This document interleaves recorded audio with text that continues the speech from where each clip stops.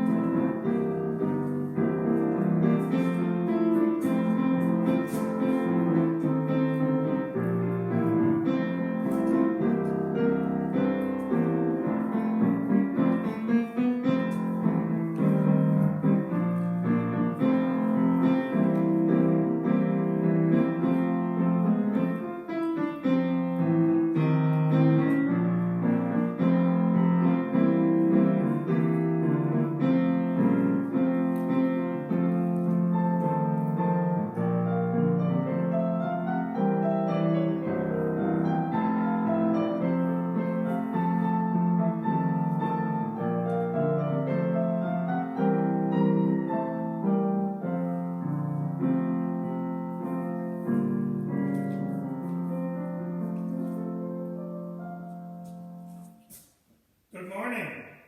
Good to be here this morning as we share together. Welcome.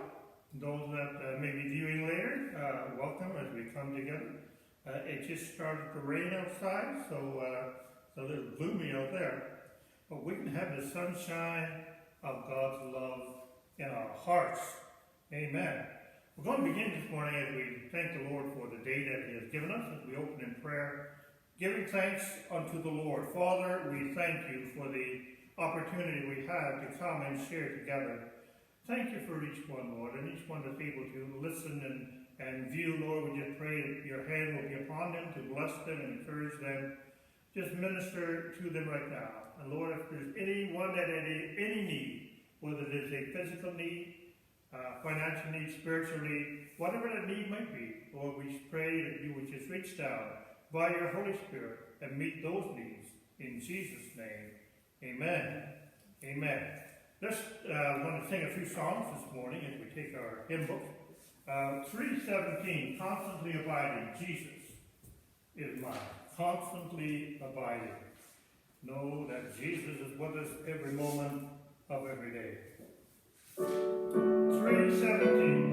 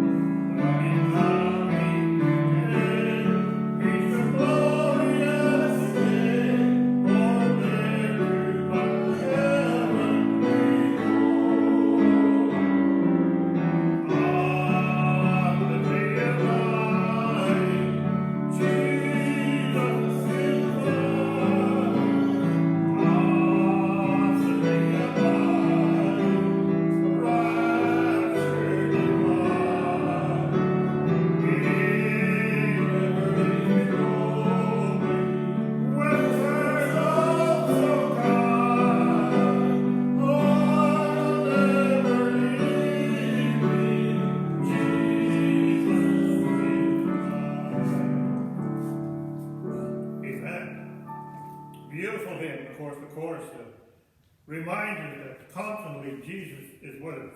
I will never leave thee. Jesus is mine. Amen. Well, today being Father's Day, and it's only right that we honor fathers.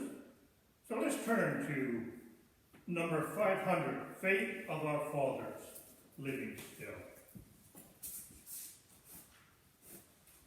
Faith of our Father, living still.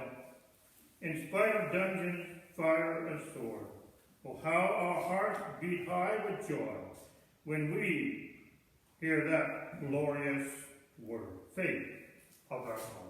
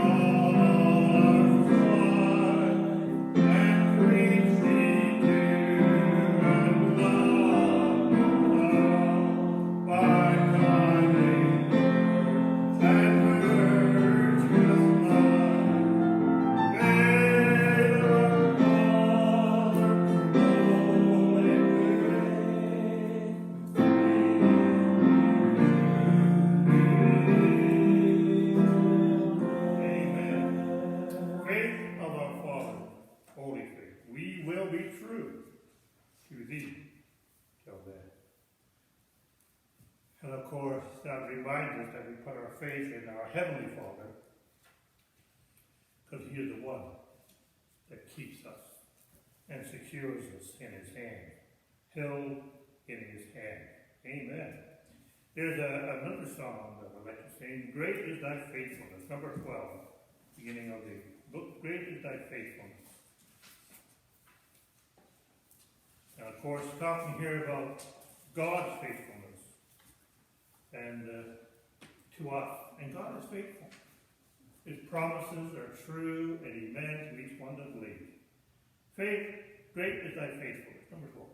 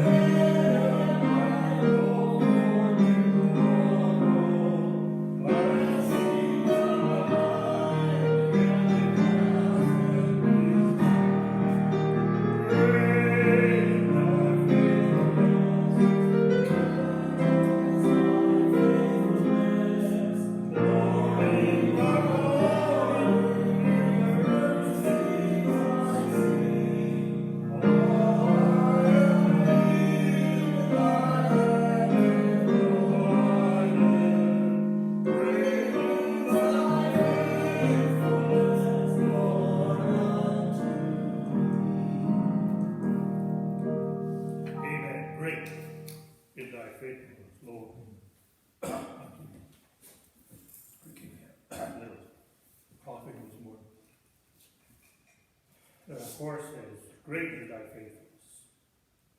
Morning by morning, new mercies I see. All I have need, thy hand has provided. Great is thy faithfulness, Lord, unto me. We know that he does meet every need. We're going to pray for different needs this morning. I'm going to pray for my brother who was out in BC. He had to go into the hospital and he's coming along very good with the flu he had. That's getting done. But unfortunately, with his Parkinson's, it's getting a little worse, and he's starting to get a little bit confused. Almost like me, a little more confused than me. He's getting somewhat confused. So, unfortunately, the family is going to have to find a home for him to go into. So let's pray that the Lord will be with the family and Christine and the children and grandchildren at this time, because it's a hard time for them to be able to do something like this. And so let's pray that the Lord will be with them. Let's pray for different churches this morning as they come together. We're just getting back together. And so we just pray for the family of God, that the Lord would just reach out and minister to hearts and lives today. Any other questions? The family that had a fire, I don't even know who it was. Oh, yes. We just had a town last night. went by this morning and fire trucks are out, and the house that was burned, so we don't know the extent. It looks like the house was completely demolished. So let's pray for that family. I don't know which one it was, but let's pray for the family this morning, that the Lord will be with you as well. Father, we thank you once again that we can come to the throne of grace and prayer. And Lord, as we sing your praises this morning, great is thy faithfulness, moment by moment, hour by hour, day by day, week by week, month by month, year by year. Lord, thy faithfulness is so great. And be so faithful to your people, O God, and just have your hand upon those that need a special touch from you today. We think of Lewis this morning, Lord, and his situation, the family, my brother, Lord, just have your hand upon him, and be with the family too, Christine and children, Lord, and grandchildren. Just minister to them at this time, whatever needs to be done, Lord Jesus. We just pray that you guide and be with him, Lord, and just comfort and put peace in Lewis's heart as well. Just strengthen him, Lord. We know that he's confused and don't understand some of the things that is happening, but Lord Jesus, we just ask that you just be with him. In Jesus' name we pray. Lord, for the situation here in Nipigon, for the fire that happened last night or this morning, Lord, we just pray that whatever the family might need, Lord, just be with them and minister to them, oh God. If any that need a touch from you in their physical bodies, Lord, just touch them, we pray. Lord, we don't know all the situation, but Lord Jesus, we know that you are in control of every situation, regardless of what might happen, what circumstances might come across our pathway. Your word says that you are there, you are faithful. We sang that this morning, that you are faithful to us, Lord. Continue to reach out and touch lives today. Continue, Lord, to strengthen and be with the people, Lord, as we share together, wherever your people gather together. Lord, those that belong to the household of faith, those that belong to the family of God, Lord Jesus, we just pray that your hand will be upon them and strengthen them. In Jesus' name we ask. And Lord, we just commit them into your hands. Thank you, Lord, for the privilege that we have today. Continue to be with us now. In Jesus' name, amen. Amen. I could share a few moments this morning as we look into God's Word. And like I mentioned, today is Father's Day. And of course, there's lots of passages I probably should have looked at from the Word of God, both Old and New Testament, because God often reveals himself as a Father, and of course, more so in the New Testament, because Jesus came to really show us. That's what he said. He came to show us the Father. One of the disciples said to Jesus, Lord, show us the Father. And Jesus said to Philip, he said, you've been with me this long, and you haven't seen him? If you've seen me, you've seen the Father. If you've seen me, you've seen the Father. How often we take on the characteristics of our Father, or mother for that matter.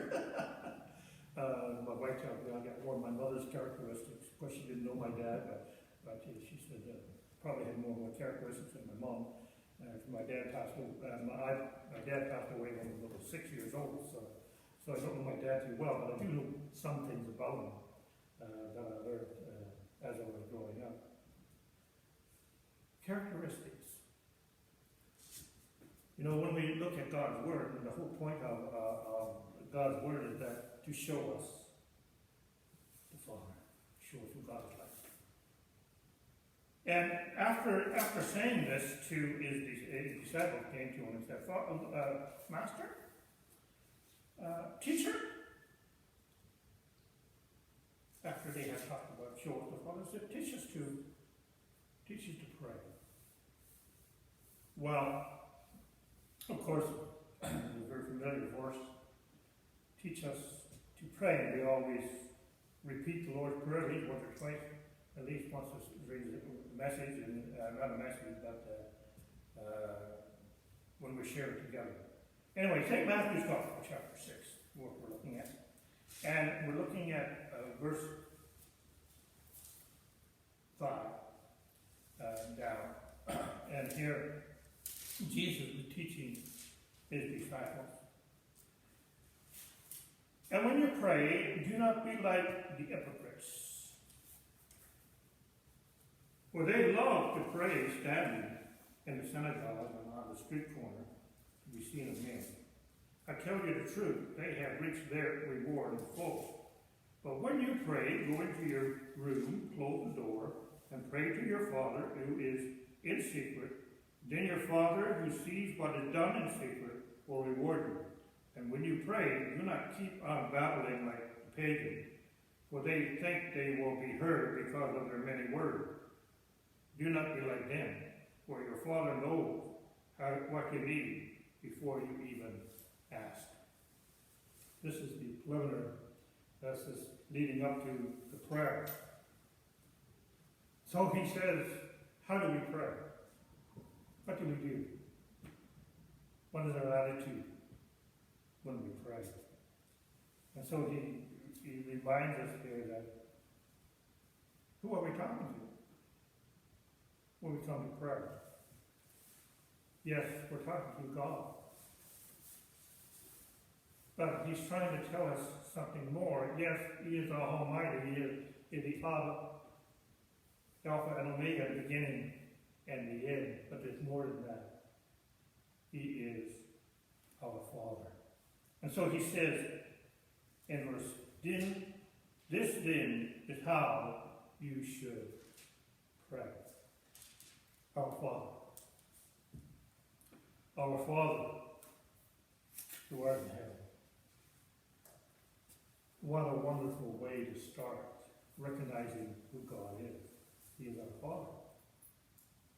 He is our Creator. He made us from the beginning. He created all things. He created the heaven and the earth. He created the stars and the moon and the sun and the birds and the fish and the animals. And he created all things. He made all things. He is our Father. Our Father. So when we come before him, how do we come before him? Do we come before him as a God up there who's looking down to punish us when we make a mistake or when we do things wrong? No. That's not the way to look. Look at it. He is your Father. He loves you. He wants you to come. He wants you to be approached in that way. And so he said, our Father in heaven, hallowed be thy name. Father in heaven, hallowed be thy name.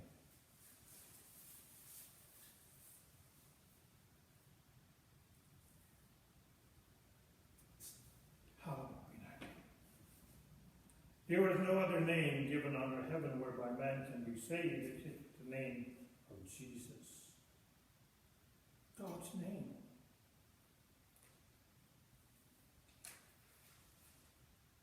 In the writing of the scriptures, or the rewriting of the scriptures, I should say, there was such awe given to the writing of God's name that before the monks or whoever was writing the name God, they would have to watch themselves. That's one of the traditions that we read in history. That they would wash themselves before they wrote the name of God. However, now I don't say we have to do that today, but I'm just saying how they recognize and honor the name of God. Hallowed be thy name. Sometimes it's hard to understand who God is and what He's like.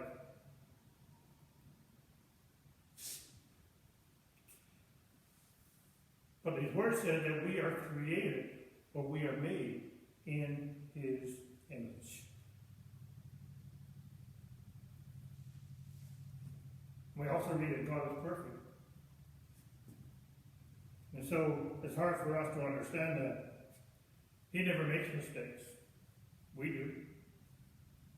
Paul says that we were born, and then we fell, and because of the fall, sin into the picture, and now we are all born in sin. Have a stroke against us. God's perfect. And He's still a holy God.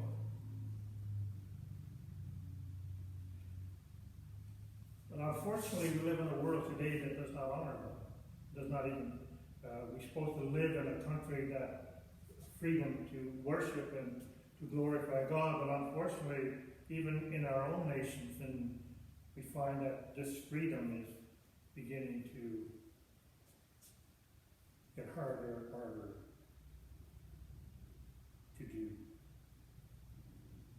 Why? Because sin is increasing. People do not honor the name of God. Our Father in heaven, hallowed be thy name. Do we honor our own Father? Hope to. I was privileged to be named after my dad. And his name was Hitler, although I don't usually go by that name. But on all the documents, if there's any documents that I've had, that certificate, it's always Hitler on there. In banking, it's Hitler, my first name. Of course, Hellman is my second name, but I was named after my dad, Hitler.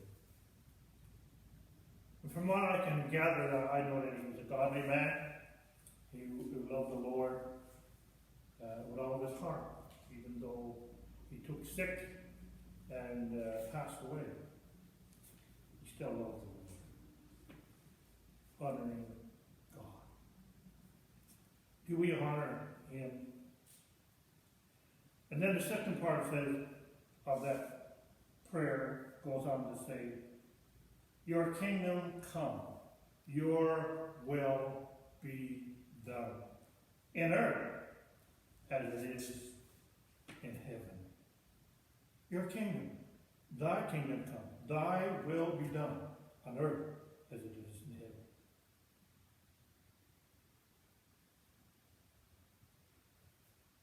It reminds us where God lives. It reminds us where God lives in heaven. We've all taken trips. We've all gone someplace, whether it's been summer vacation or because of work or because of the case might be. But there's something about going home. There's something about returning to the place where you grew up or where you lived. And Lenore and I hope to, later on this fall, to take a trip back to Newfoundland where I grew up. I still have some cousins that I left back there, although my immediate family is up here. And of course on the way we will be visiting some of the places in Ontario where Lenore grew up as well. It's just something about getting back to what you call your roots or where you came from. And that's always exciting. And it's always amazing. You know, you go back, I know when we were back a few years back when we went back to Newfoundland and you look at some of the places where I grew up and some of the people I knew. I mean, I go back now and all the kids I grew up with are old people.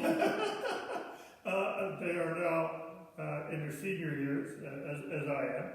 And when we reflect back, it's going to be, and can't remember back that far.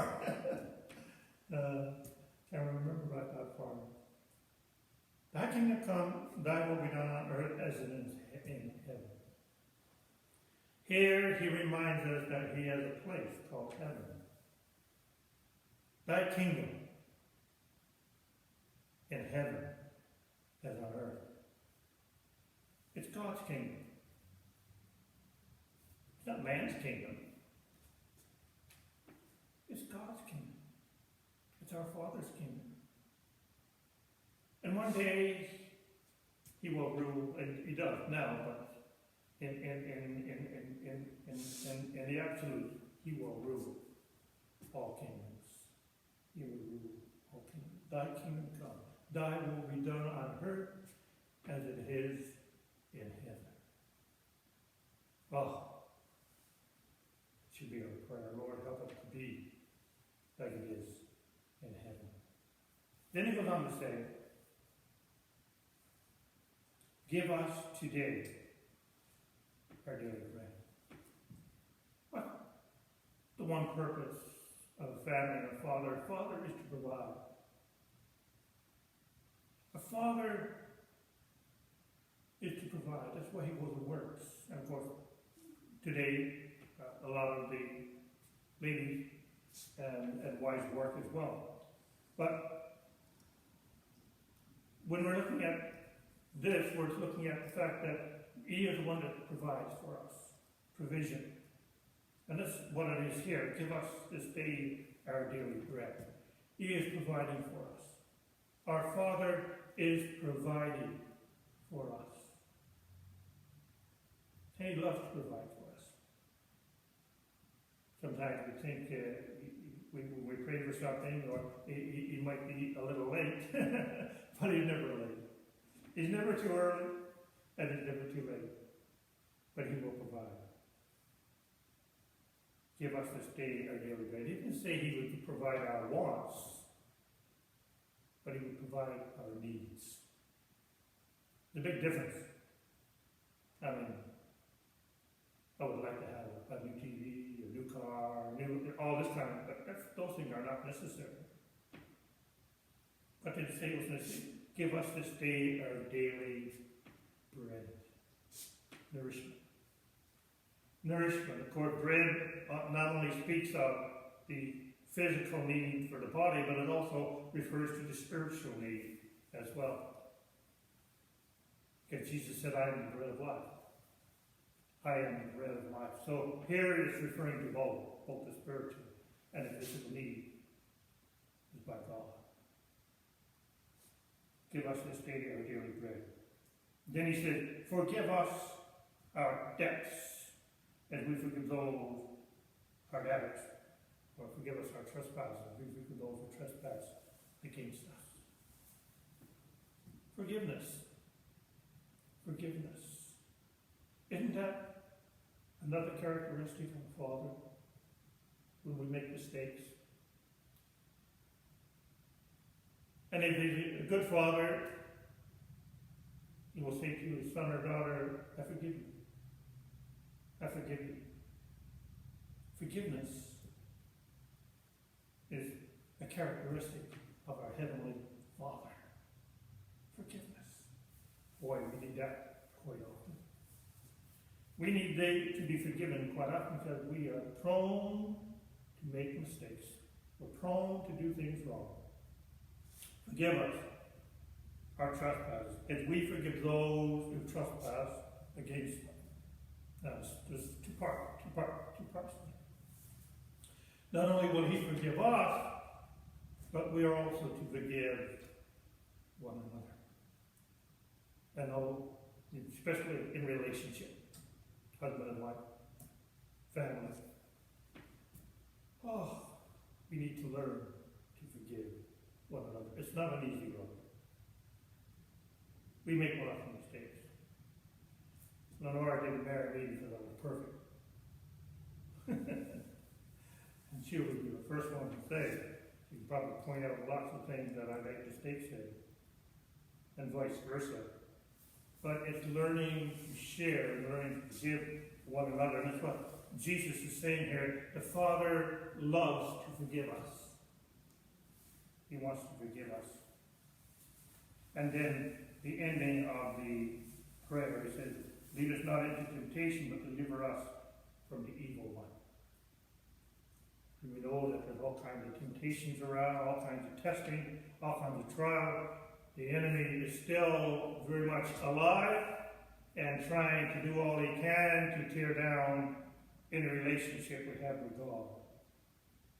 But he says, lead us not into temptation, but deliver us from the evil one. Again, what is the Father's due? Protection.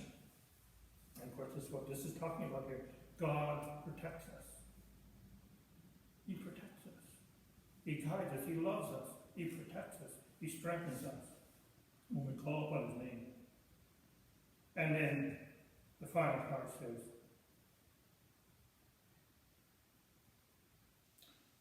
for if you forgive men what they sin against you, your heavenly Father will also forgive you. But if you do not forgive men their sin, your heavenly Father will not forgive you your sins. And he ends in the note of forgiveness. Forgiveness. Why is this so important? Especially within family. Especially in the family. Whether it's in a natural family or whether it's in the family of God. Why is it so important? Jesus emphasizes it here because it talks about relationship. Relationship. And isn't that what family is? Family relationship. You see, again, each one of us have different characteristics and have different strengths and different weaknesses. And God knew that. And when we work together as a family, sometimes there are frictions and sometimes there are situations that arise and we can get upset or angry or discouraged. But he's saying here, let's come back and learn the secret of relationship. It's forgiveness. Forgiving one another. Strengthening one another. Encouraging one another. Our Father, who art in heaven, hallowed be thy name. Father, we thank you for your word today. We thank you, Lord, that you are our Father and see every situation.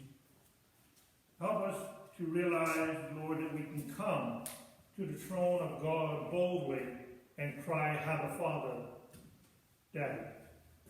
Lord, have your way. Father, have your way in each heart today. Strengthen us, encourage us, guide us, and keep us. We ask these things in Jesus' name.